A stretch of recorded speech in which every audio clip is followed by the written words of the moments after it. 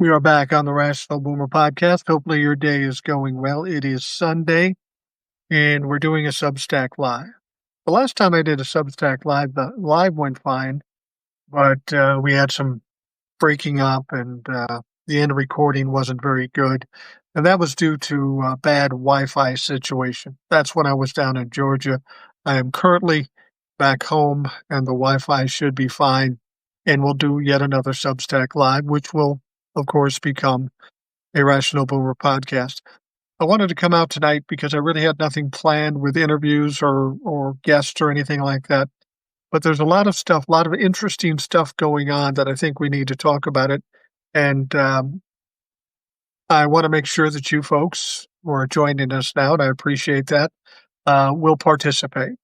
We want your insight. We want your perspective, your questions, your comments, because it's all about a lot of us talking about what's going on in order to make a difference out there.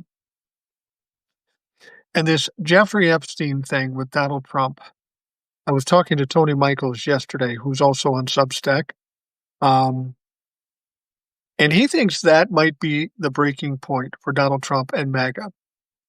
And he said it sounds silly, and what he was saying wasn't that the issue wasn't silly. What's silly is that all these things have come to pass. All these things that Donald Trump has said and done, and he didn't even blink an eye. But this Jeffrey Epstein thing is the one thing that seems like it's going to break it for MAGA. Spacer7567 says, "Good evening. Did you see Trump is now saying Obama and Hillary created the Epstein files? He's running out of lies." Yeah, that's pretty lame. What I thought was really funny was that Pam Bondi is getting her ass kicked out there, and she's really not the one at fault. Everybody thinks she's the one holding it back. Well, fire her and put another AG in there and see if it comes out. It's not Pam Bondi at all. It's Donald Trump is telling Pam Bondi what to do. But Donald Trump is so nervous, and he understands that he can't replace Pam Bondi because whoever he replaces her with isn't going to give the people what they want because Donald Trump doesn't want it out there. So he goes on Truth Social and writes this long Truth Social post basically begging MAGA to stop picking on Pam Bondi. Yeah, it does look like he's desperate now. He's worried because this is the one thing that can expose a lot of things. It's not just Donald Trump. It's a lot of other rich and wealthy and powerful people. There's also some talk about the prospect of some connections to foreign countries. A lot of people think that Jeffrey Epstein was a foreign agent or a foreign asset. And it kind of makes sense because when you look at how this guy made his money, there's really no explanation for it. He claimed to be a money handler, money manager, but he really wasn't doing that. There was none of that going on. What he was doing was blackmailing people. And while Donald Trump claims to have not known him really well, called him a creep, documentation and Jeffrey Epstein himself would say otherwise. Sounds like they were very close friends for about 15 years. And Jeffrey Epstein once even said that he saw Donald Trump as a mentor, which kind of makes sense. If Donald Trump has been a Russian asset, and now Jeffrey Epstein is coming up and potentially being an asset, Donald Trump could kind of teach him the ways of doing things. And frankly, Donald Trump isn't above blackmail or pressuring people or bullying people. And that's exactly what Jeffrey Epstein was doing and making all of his money. But then he goes on Truth Social and he starts whining and crying in probably his longest Truth Social post saying, "Stop picking on Pam Bondi. Stop picking on Pam Bondi." You saw what happened when they had the cabinet meeting. Somebody questioned Pam Bondi about the Jeffrey Epstein things, and she was going to answer, but Donald Trump interrupted and took control. The reason he was doing that, two reasons. First of all, he was afraid Pam Bondi was going to say something she shouldn't, which is certainly possible given her track record. She and Hegseth and Rubio and all these fucks tend to say the wrong thing at the wrong time. But then so does Donald Trump. But you have to understand Donald Trump's mindset. He thinks he's so smart, he's so slick that he can talk his way out of anything. And he's finding out very quickly that may have been the case when you were in business and everybody around you was a yes person. But now you're on a bigger stage and people around you don't have the pressure of getting fired by you, people in the media, other politicians, legislators, and such. They're calling him out, and he's not liking this one bit. He's nervous about it, to say the least. He thinks that this might be the thing that will break him. Because as I've told you before, the biggest worry that Donald Trump has isn't about getting convicted, isn't about having a bad economy. It's more about being embarrassed. That's part and parcel to being a narcissist. And this has the potential of really, truly embarrassing him and destroying him. And he understands this.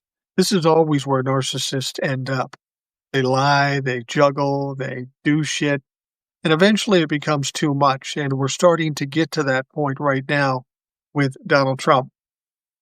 All right, Spacer says, the establishment Democrats are also falling all over themselves. They are several next-gen politicians freaking out the establishment Democrats. There is an Arizona congressional special election Tuesday for Democratic primaries.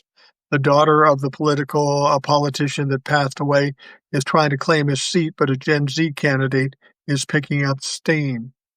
Yeah, I kind of heard about this story. Somebody's asking who passed away. I don't know the name, but maybe Spacer does.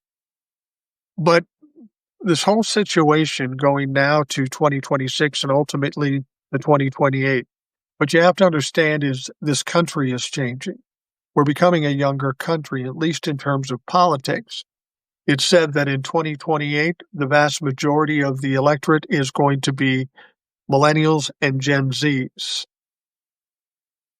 And if that happens, and it will happen, boomers are dying off 5,000 a day. If that happens, there's naturally going to be a change. The Republicans understand that they're in some serious trouble right now. If they were smart, they'd get rid of Donald Trump and try to create a better image for the Republican Party. But the fact of the matter is they're too terrified of Donald Trump. They can't do it. So they are just riding with Donald Trump until he goes off the cliff. That's all they can do. They're kind of caught between a rock and a hard space. So with the younger people coming through, there are going to be some dramatic changes. And I hope that there are younger people that are going to be running for election for the House, the Senate, state legislators, and such. This is what we really need. This is something I've always said. We old people, especially we old white men, shouldn't be determining the destiny of these young people. These young people need to determine their own destiny. And the only way they can do that is become elected officials and change what's going on. It's been a long time, and people are getting tired of establishment politics. That's why they vote for somebody like Donald Trump. They don't know if he's good in 2016, but they were tired of what they had, so they thought they'd try something different. They vote for Donald Trump. He wins. It's an absolute shit show, but apparently over a period of 4 years when Biden was president, they forgot how bad it was because they voted for him again. Or they were too sexist and too racist and couldn't see a black woman as the president of the United States. And here we are. The one thing, when I see what's going on, and people come to me all the time and say, oh, it's the worst it's ever been. We can't believe everything's falling apart. How do we ever get out of this? And here's what I know from experience. When you have really bad times like this, you will come out the other side. And a lot of times, it takes a while, but things will get a lot better. After we go through the things we're going through now, maybe universal health is more of a possibility with younger voters and having experienced what it's like, people messing with our medical care. So I'm hoping that once we get done with this, We can start building back with younger people and put ourselves in a better situation in this country. People say, well, how do you know that? I don't know that, but I have to believe that because there's a lot of people out here that say the end of the world is here. With nothing we can do. We've lost. It's over. And there's no value in doing that. There's no value in doing that. That's never happened before in this country, and we've gone through some tough times. The 1960s are a good example. But if you don't have some hope and you aren't willing to fight, then what good are you? There is going to be some fighting going on, and there's going to be a need for people to be positive and confident. And for my money, I think that's as valuable a commodity as anything. Confidence and a little fight in you, because that's what we need to do. A lot of people think Donald Trump is invincible, and for a while he's kind of seemed like that. He seemed invincible because he gets convicted of 34 felonies and he still gets elected president.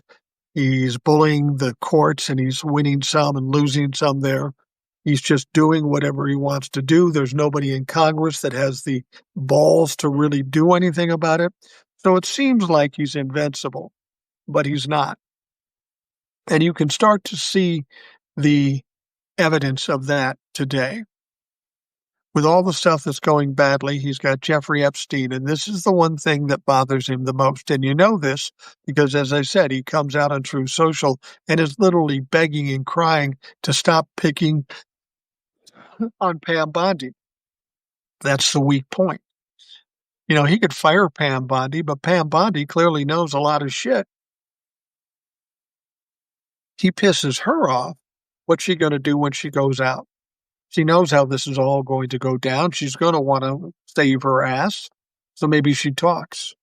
Dan Bongino is so angry with Pam Bondi, he says, she either goes or I go. And if I go, I am going to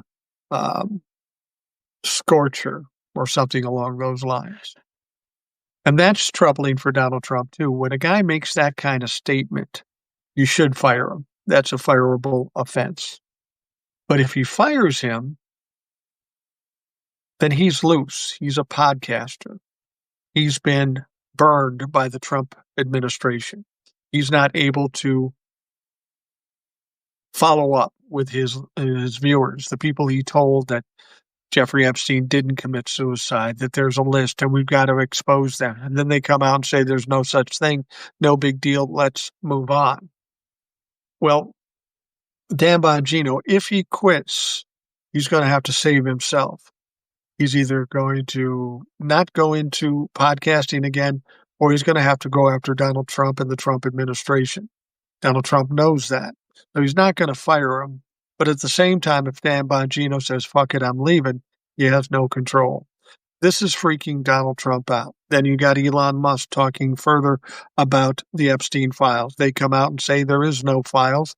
And Elon put something in X that's kind of cryptic. He says, well, that's the final straw.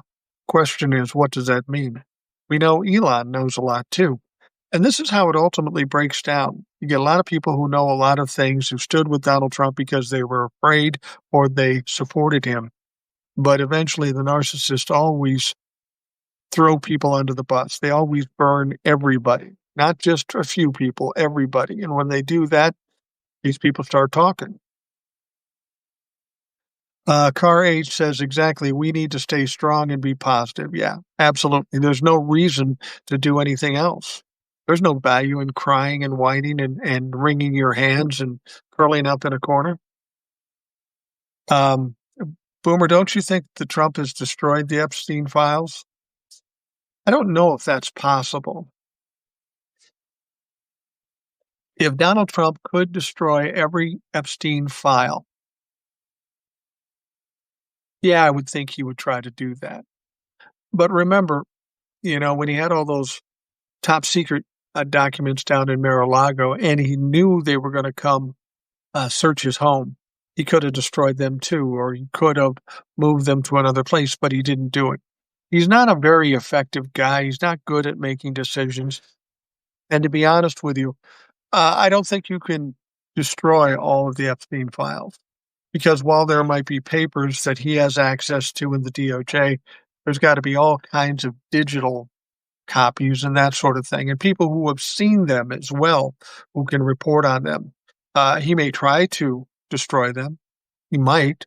I just don't think that would work. I mean, we've got Dershowitz coming out saying he's seen the list, he knows who's on the list, but he can't say because he represents some of these people on the list. A lot of people have seen the list. A lot of people know what it's about. See, that's the thing. A lot of people know everything there is to about this list, but they aren't talking. And the reason they're not talking is because you've got wealthy, powerful people that are probably threatening or putting pressure on them to not talk.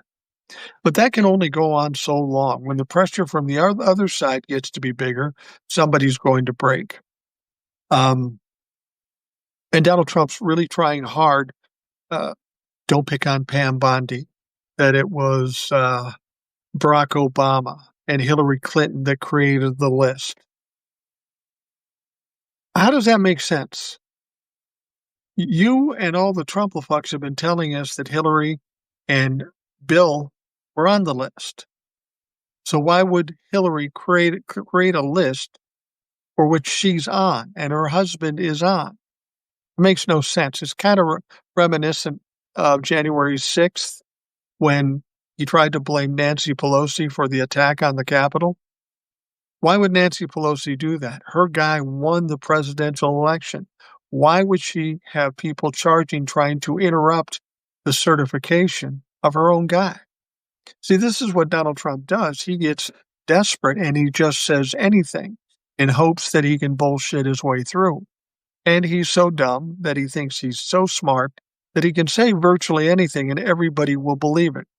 Well, that's never been the case. There's always been enough dumb people to believe it. But he's at that point where a narcissist is not able to manage everything going on. He's juggling too many things, and this always happens. Ultimately, the balls crash, he crashes, and then it's a big fucking mess. And that's my biggest fear, really, is that this is going to be a huge mess when it's all said and done. It'll be nice when it's over and Donald Trump is no longer, but the mess that's going to be left behind is going to be huge. And there's going to have to be a lot of work done and a lot of people willing to do it. But what I'm hoping when this all falls down for Donald Trump, which it seems to be close to, that the Democrats and our government is smart enough to know that we need to exact some accountability for those people who are guilty. I said this on a TikTok. I said there's a lot of people out there that stand with Donald Trump, that support Donald Trump, and are doing criminal things. ICE agents, law enforcement, members of Congress, all standing with Donald Trump, Elon Musk and the Doge people. They've all stood with Donald Trump, even though they know what they're doing is illegal. They know it for a fact.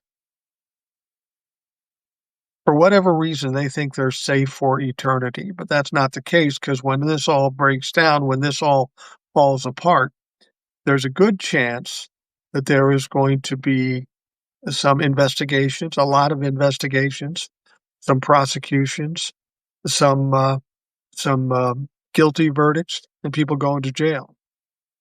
You can talk about Donald Trump having immunity, and he only has so much immunity, but all these people around him, they don't. You got the members of ICE that are kidnapping people off the street. You've got the kids from Doge going in and tearing up different departments. You've got law enforcement that stand with ICE. You've got the military that stands with ICE.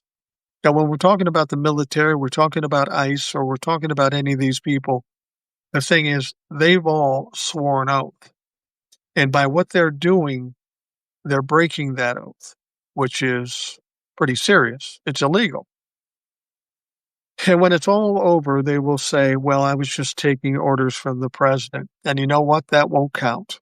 That won't count. They tried that in Germany in the 40s with all these people with the Gestapo and the concentration camps and all those sorts of things. They said, well, We were just taking orders and following orders. That didn't save them, and that won't save these people this time either. I've talked to other folks about this, and there is a reckoning coming.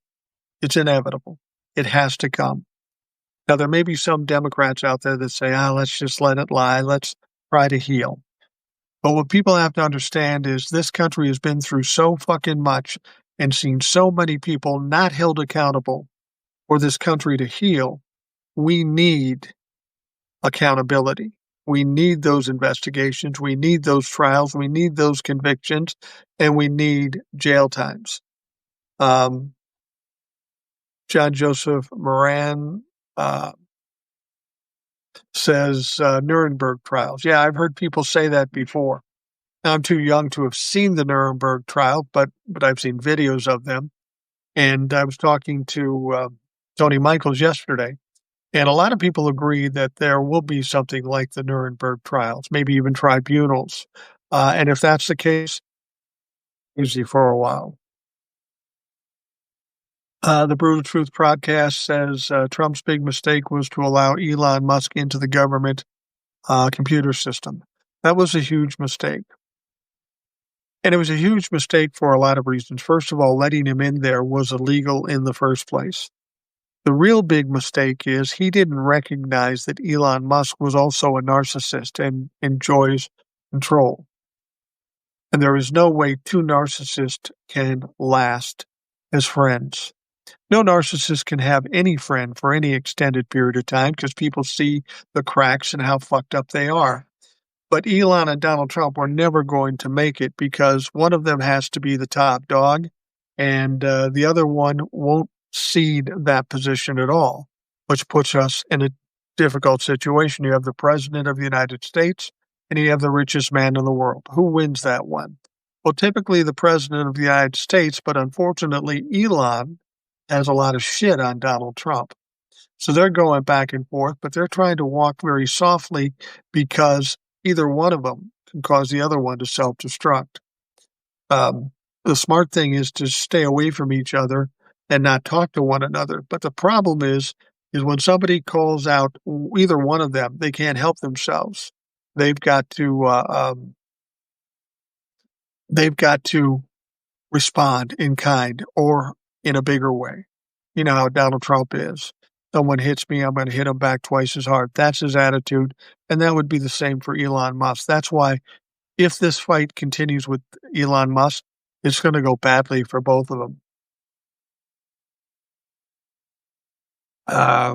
Let's see here. Mary Tucker says, I was checked out this week traveling for work. Any Democrats even saying anything? If not, why? Cory Booker posing for a pic with Netanyahu along with Schumer and Klobuchar. Yeah, that's something you have to understand. We spend a lot of time talking badly about the Republicans, and justifiably so. They are a fucking dumpster fire, without question. But we have a lot of problems on the Democratic side. It's very establishment on the Democratic side. There's a lot of big money controlling the Democrats. They're the least of our problems now, so we have to take care of the Republicans and get them out of the way. But once we do that, we got to keep our head on a swivel because we're dealing with people that aren't necessarily working in our best interest. John says, where's the data that was stolen and where are the servers they put it on? Well, that's a good point. And as long as Donald Trump and the Republicans are in control of Congress and in the DOJ, we're probably not going to see that. That's why this 2026 election is so important. I bet Elon got into the DOJ system.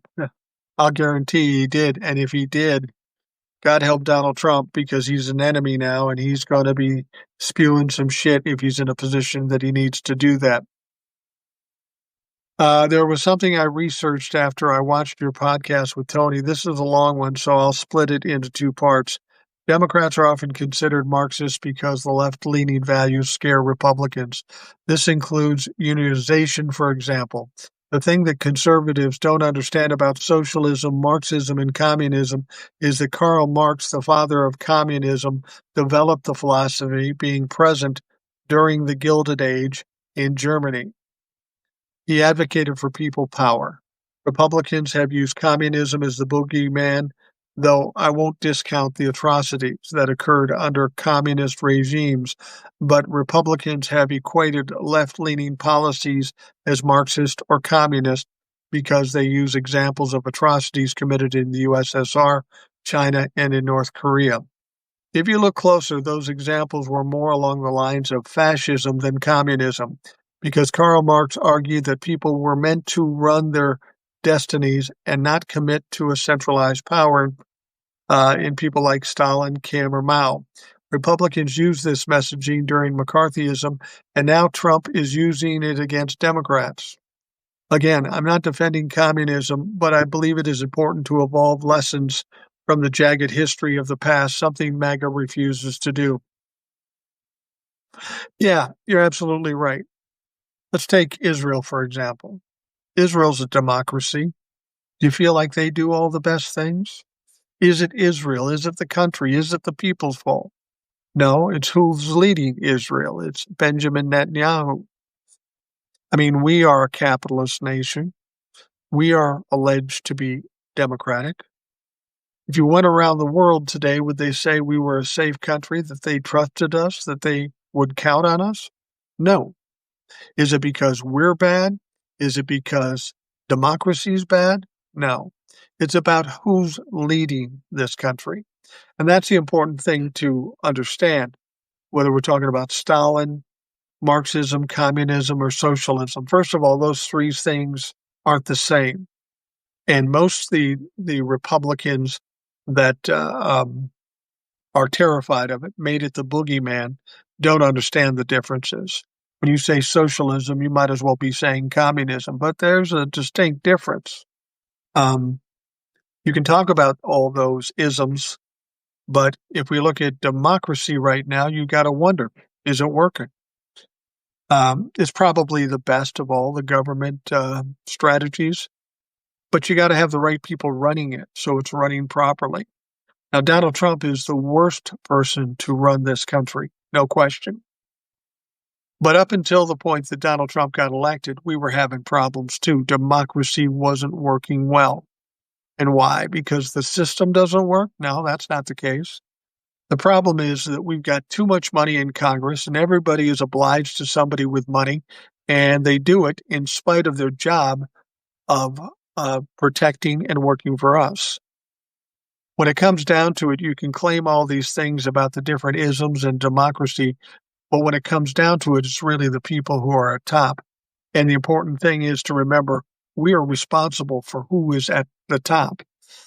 This country voted for Donald Trump, for fuck's sake. So now that we know what we know, we've got to try to fix it. I hate the governments, not the people. Absolutely. Beats whatever is in second place. I agree. You know, if we can have decent people running a democracy, we'll be fine. We'll be absolutely fine if we can do that. The problem is that that's not happening now. We've got the worst of the worst controlling this country, much like Israel does, much like Russia does. I mean, when TikTok was going to go dark, a lot of people went on the Chinese app and got to meet people in China. Prior to that, if you ask people, what do you think it's like in China? The perception would have been it's very poor, they're treated badly, they're rounded up on the street. Yet when people started meeting these people from China, it wasn't quite that. That's how America wanted us to believe it to be, but it really wasn't. And conversely, the people in China and people in Russia were told we're horrible, fat, lazy people who only do things for themselves. Well, there is a faction of people in Congress and in the presidency that are like that, but most of us aren't that. John says, get the money out of politics. Absolutely. That's one of the first things that needs to be done if it's possible. You got to understand, we have to have Congress do something like that. help us to get the money out of politics. But they're the ones that are benefiting from the money in politics. It's like term limits. Everybody says, we need term limits. Well, sure we do. Not a bad idea. But the people that have to vote on whether or not we have term limits are the people that are affected most by fucking term limits. And they are going to do what's good for themselves, not necessarily what's good for this country. And that's why I'm saying we need younger people in positions of power. Now, I don't know if they'll do any better than what we have now. You hope they will. You expect they will. But you never know. But at least we've got to take a chance. We've got to give it a try and make sure that we do get some changes. This is going so badly, I think naturally we'll see a lot of different changes. The presidency should become nonpartisan. It should be. But how are you going to do that? The Democrats will have their guy or gal. The Republicans will have their guy or gal, unless you can bring in a third party, and that doesn't typically work. You hope that's true. And the only hope for that is to bring in younger people who have a better respect for the government and understand that the destiny of this country is theirs, not ours. And they'll need to do the right thing as opposed to the most expeditious thing or most self-serving thing for them. Here's the problem. We get people who get these jobs and they stay there for a lifetime. They become addicted to the power and the money and the grifting and all of this, and they don't want to walk away. I mean, fuck, we got Chuck Grassley in Iowa, who's 92 years old and going to run again, for fuck's sake. It's unbelievable to me that these people just can't give it up. I mean, I retired 7, 8 years ago. I still do some things. I do TikToks and stuff. But my goal was to retire as soon as absolutely possible. Now, I know not everybody has that luxury, but there comes a time in people's lives where we toil all these years, and we should be able to try to find a way where we can enjoy ourselves or what's left of our lives. I know when I was 60, I told my wife, I said, look, if I live to 80, I'll be lucky. So I'm going to take the next 20 years and do exactly what the fuck I want. I know that's not always possible for everybody, and I can respect that. But I was in a position to do that, and that's what I'm going to do. I'm not going to work for anybody. I'm going to sit here on TikTok and Substack and YouTube and talk about the things that I think are important for information's sake. We can't turn on the television anymore. We can't turn on mainstream media and expect to hear the facts or all the facts or the truth necessarily. So somebody's got to offer up that truth. And, what little I can do, I will do. And in hopes that those people who listen will tell other people and they will tell other people, and we get kind of a grassroots type of thing going. Brutal Truth Podcast has too many old people in Congress and the U.S. Senate. No question. No question. Too many old people. I mean, what have we been in this session for 6, 7 months? And 3 Democrats have died in office in the House of Representatives? For fuck's sake. That should not be happening. If you're ill or in bad condition, you should step aside and let somebody else take the reins.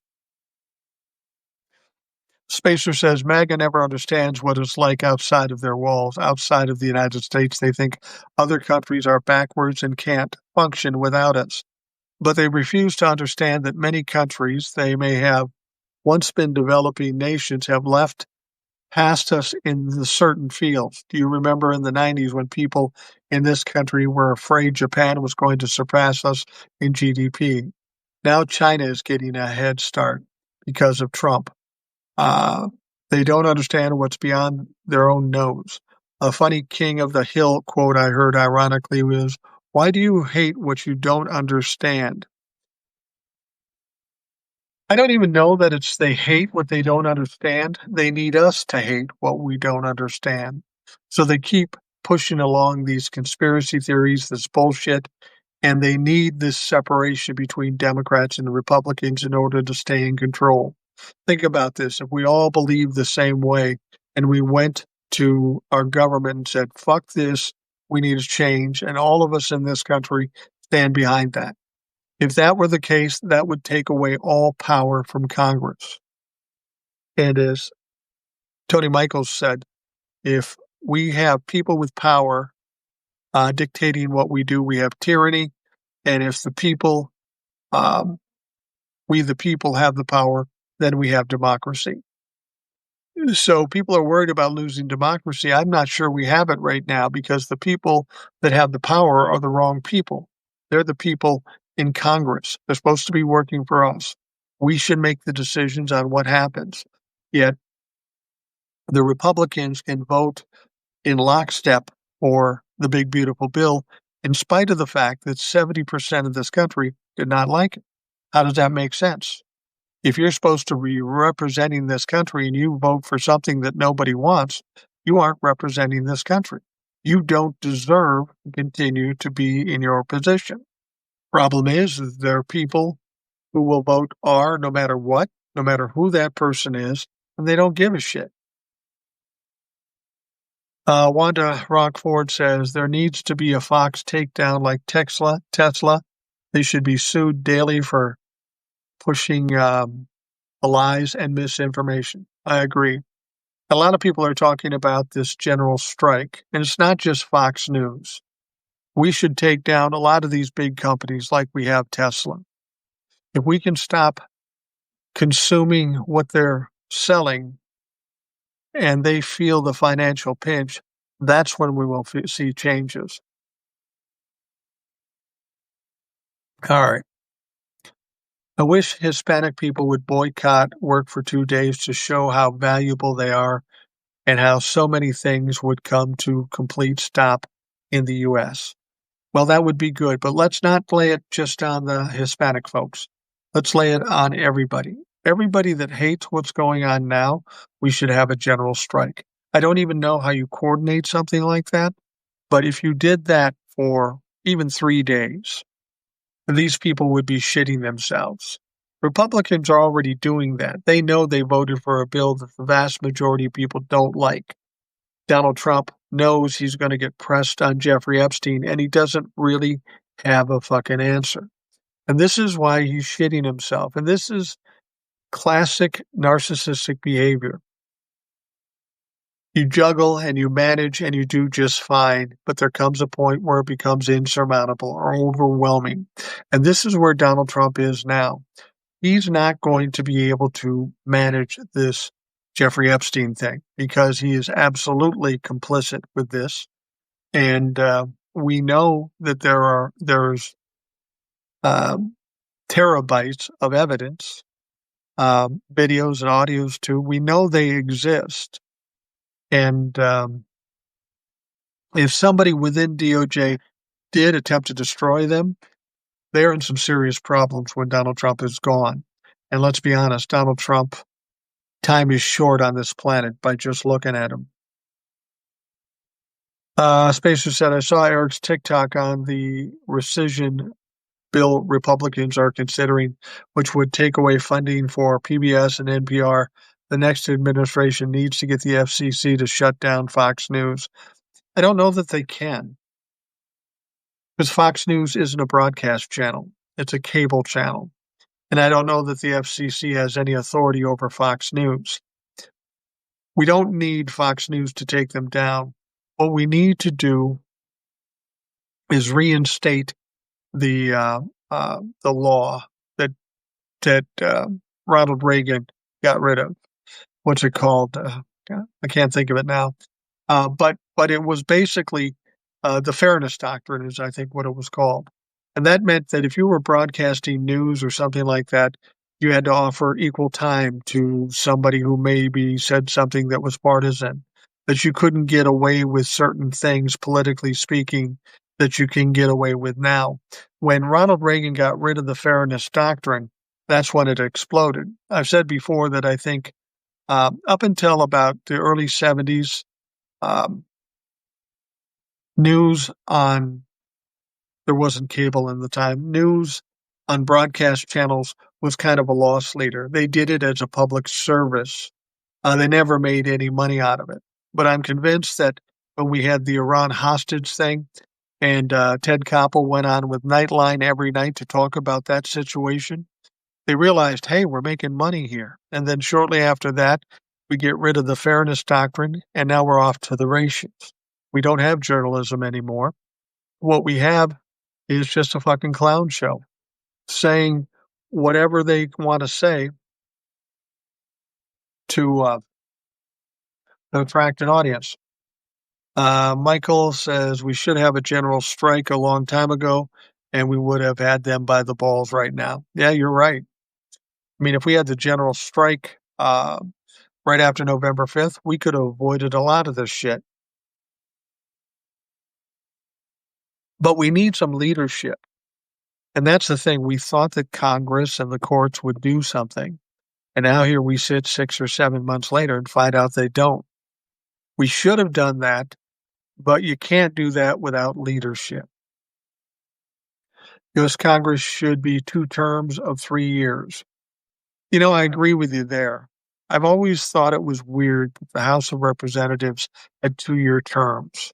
Because how do you get anything done?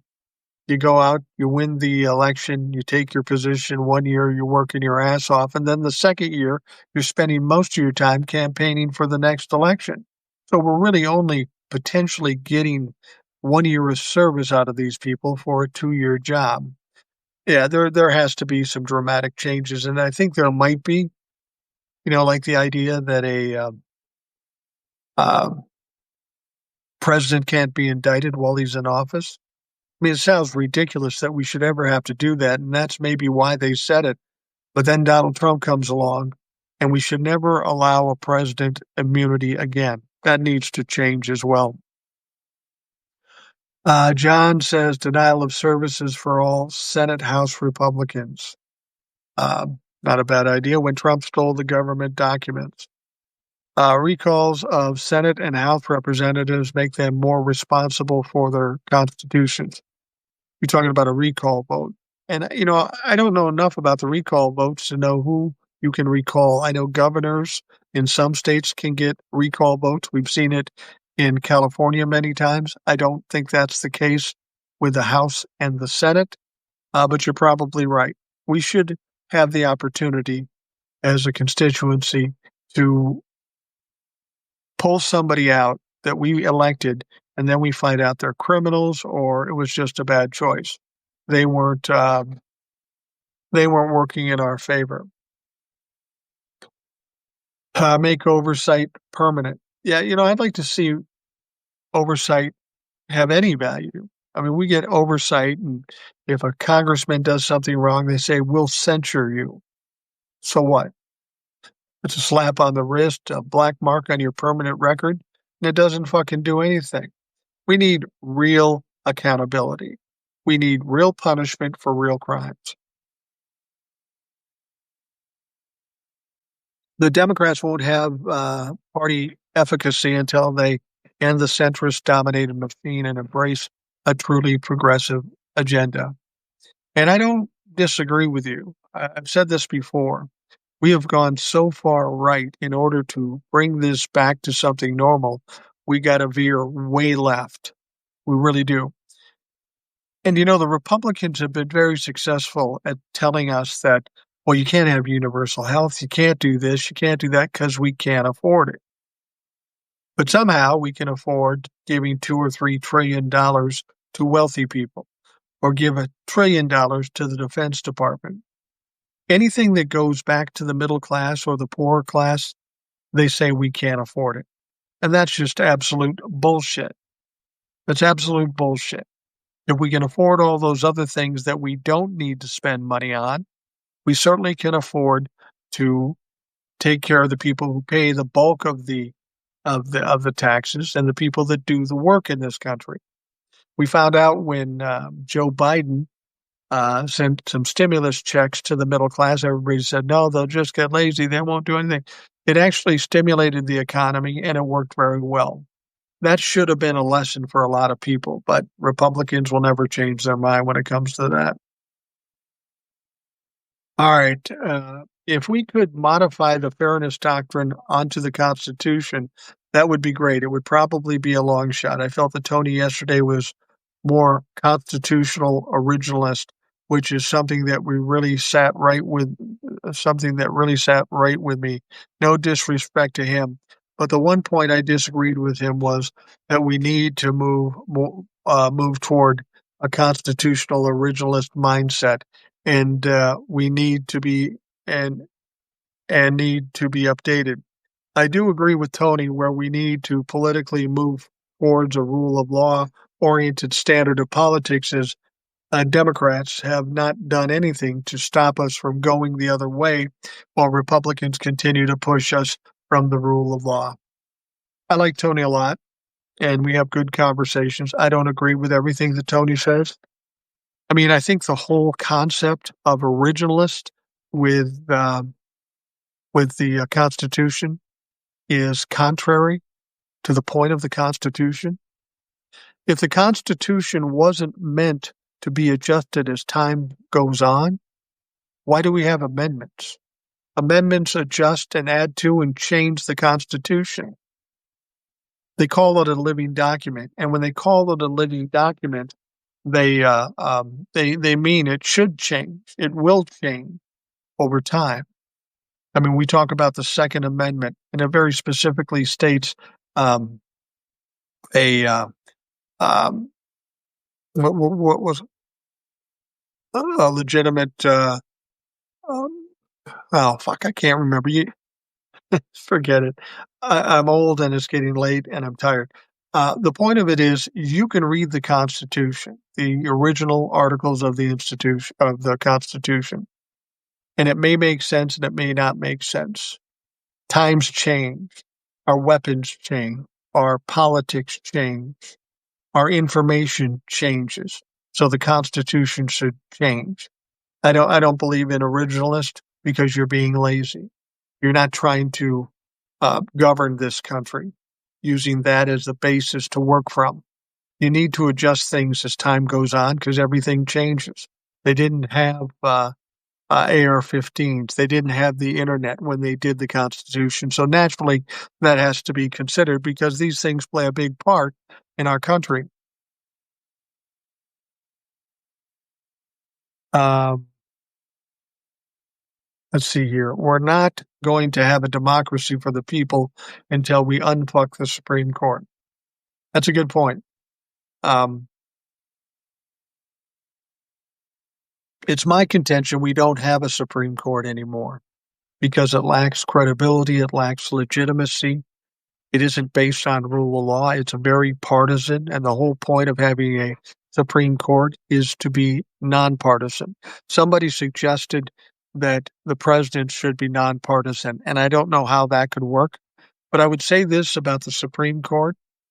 If we've got 9 members of the Supreme Court, we should always have 4 members on the liberal side, 4 members on the conservative side, and a Chief Justice that is an arbiter between both and doesn't take either side.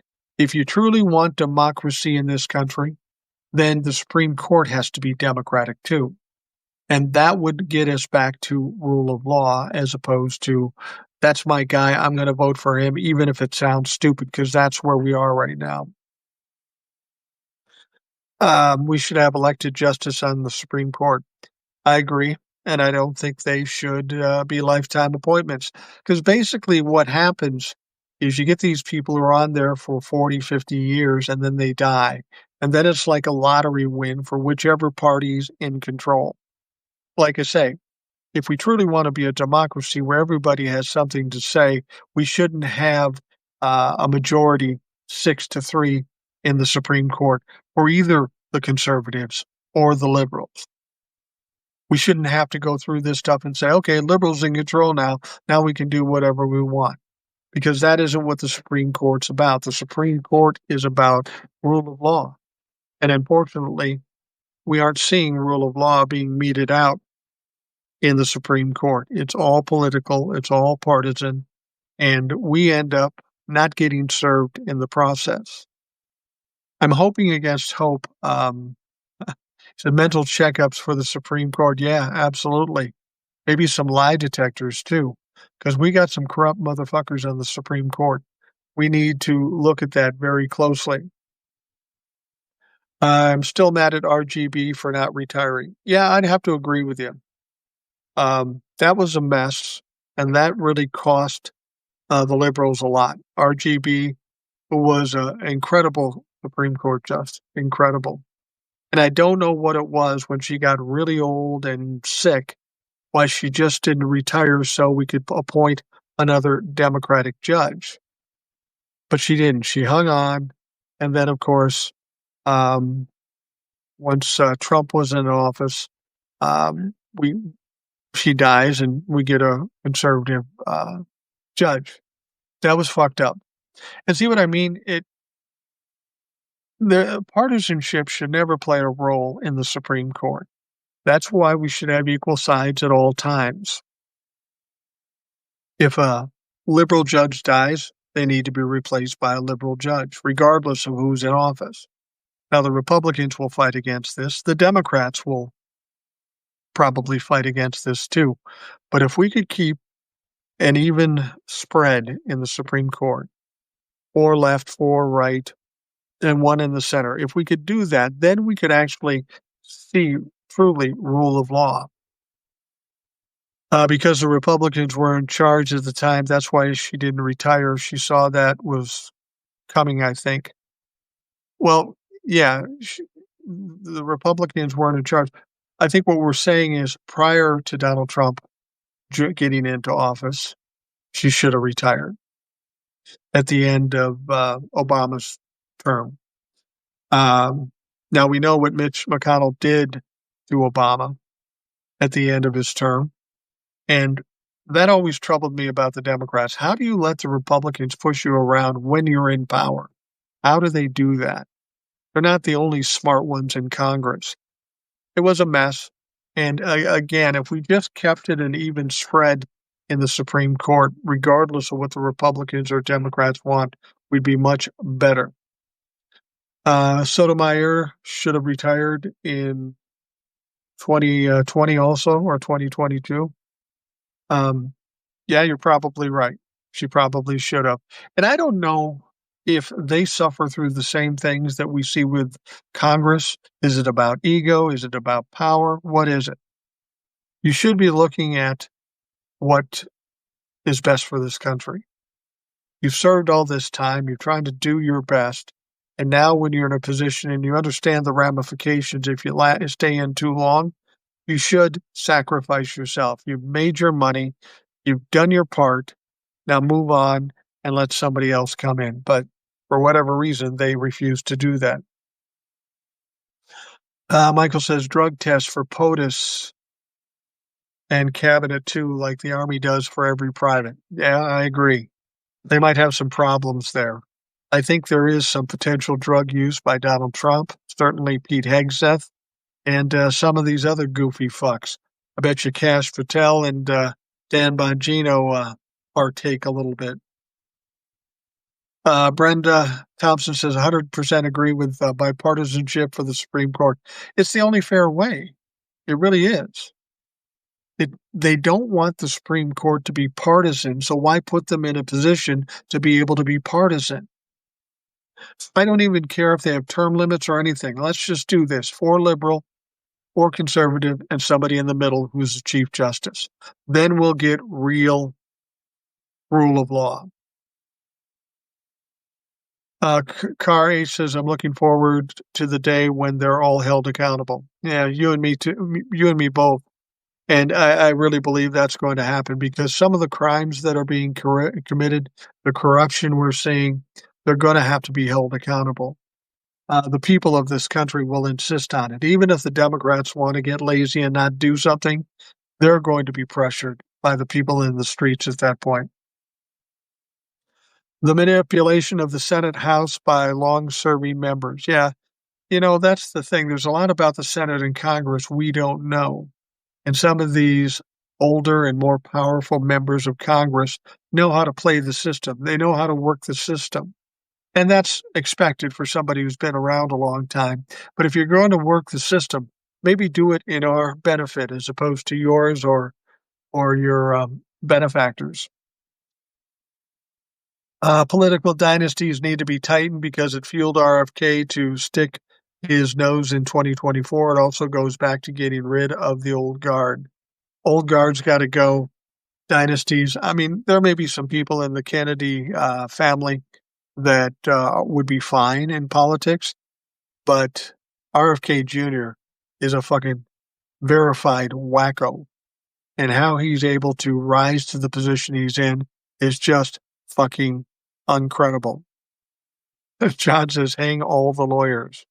Yeah, that's a Warren Zevon thing, isn't it? Yeah, I'm not a huge fan of lawyers. I know some lawyers that I like. I've had many lawyers that I've hired, and every lawyer I've hired, in the end, I didn't like them. Not even because they didn't do the job for me, but I felt like they were taking me for a ride too. And in fact, they were.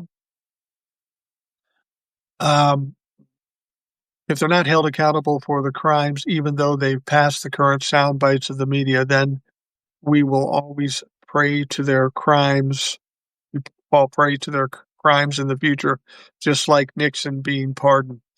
Yeah, Nixon being pardoned, that was probably the first bad step of this country, and maybe largely why Donald Trump thought he could get away with the things he got away with. Turns out he was fucking right. They should have never pardoned um, Richard Nixon. But you know what happened there? Spiro Agnew left. Richard Nixon probably knew he was going to have to resign at some point. Goes to Gerald Ford and says, listen, Jerry, I'll make you vice president. Then you'll be president, but you got to pardon me. You know they cut a deal beforehand, and that's exactly how it played out. It didn't work out well for Gerald Ford because he didn't get reelected. People don't like that shit. But yeah, there was a game played there. What is your take on Musk's American Party? Well, I can tell you this. No third party will ever work. But I hope Elon Musk does it. Because what people have to understand is that if Elon Musk starts this American Party, it's going to take away from the Republicans. And the Republicans already have a problem with division in their party, which means they're split up, and the Democrats should beat them easily because there's not enough people to vote for one person when they're trying to vote for two or three. So I'm for the American Party. I don't think they'll do anything as far as getting anybody elected, maybe one, but probably not. But they will decimate the Republican Party, and I'm all for that. George Washington was actually against political parties because it does encourage partisanship. I think Congress should have a political party tag like D or R and should be nonpartisan. If a member has a policy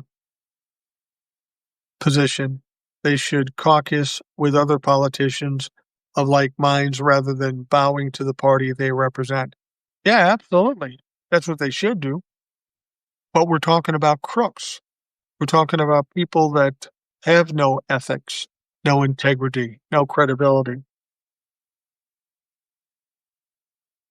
Um, Spirit Spiro Agnew was a crook, and I'm from Maryland. Yeah, that's where Spiro Agnew was from. He was a verifiable crook. He was, and he resigned, which he should have done. He went to court. He pled nolle contendere, meaning he can't win, but he's not admitting to anything. I don't think he went. I know he didn't go to jail. Former vice president, they're not going to put him in jail, but you're absolutely right. He was a crook. And here's the thing. It was in the days when we had three networks and we didn't hear as much as we hear now. Spiro Agnew wasn't the only crook of that era. He definitely was not the only crook, but he's the one that got caught. Richard Nixon wasn't the only crooked president, but he got caught. Donald Trump was the most crooked president. He did get caught, and he still got fucking elected. I think it will take more away from the Democrats when there's a third party versus the Republicans. I've heard people say that, Kerry. Please explain why. Is Elon Musk going to bring Democrats into the fold? I don't think so. Democrats hate Elon Musk. A lot of Republicans hate Elon Musk. I think I think with Elon Musk and this third party, I don't actually think it will happen because like Donald Trump, they make big claims, they make big threats, but they rarely follow through with them because it's just them talking. They don't have any real ability or the motivation to actually pull it off. Um, I'm with you in decimating the Republican Party as it is now. Kerry says you're a breath of fresh air. Thank you. Well, thank you for that. I appreciate that. Spacer says I saw Jasmine Crockett was leading in the Texas Senate race, though I worry Texas isn't ready for a woman of color to be their senator, sadly. I was talking to Jace about this. Jace is a guy who's on the podcast frequently, and he's from San Antonio. And he's not sure how to think about Texas. You know, when Colin Allred was running against Ted Cruz, who's the most hated man in all of Congress, he's an idiot. He's a piece of shit. But somehow he keeps winning. Texas is a weird place. It's kind of like Florida. They can be going to shit, people dying in floods, and they still vote Republican. The one thing about that Senate seat is that John Cornyn is the current Republican senator.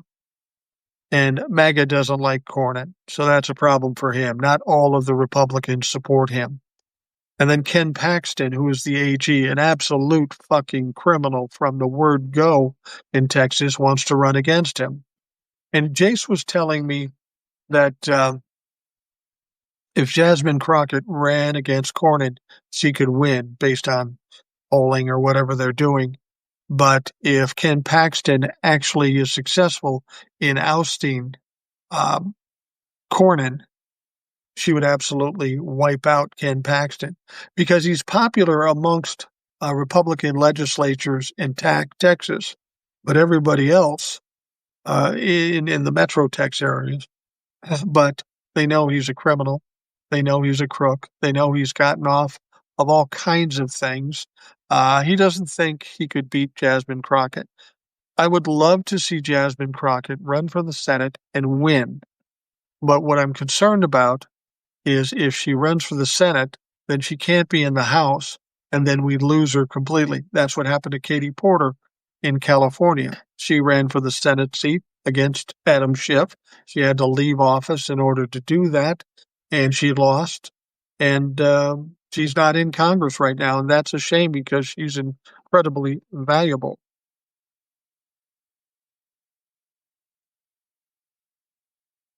Republicans have a better turnout than Democrats when it comes to elections.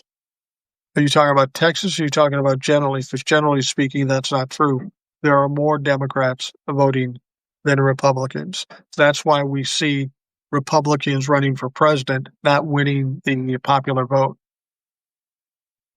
Texas is working on gerrymandering even more than it already is.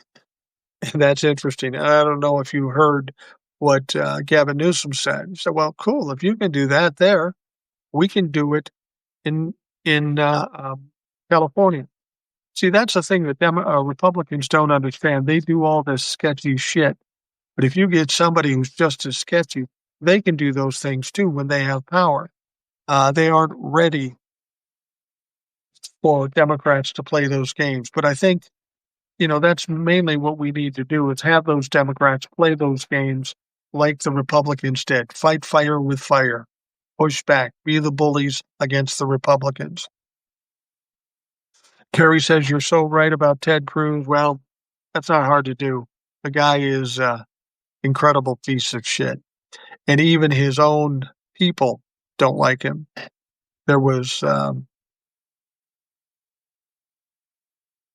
Al Franken was a Democratic senator from my state of Minnesota. And he was also a comedian. He was also a writer, original writer on Saturday Night Live. And he had a quote about Ted Cruz that I love.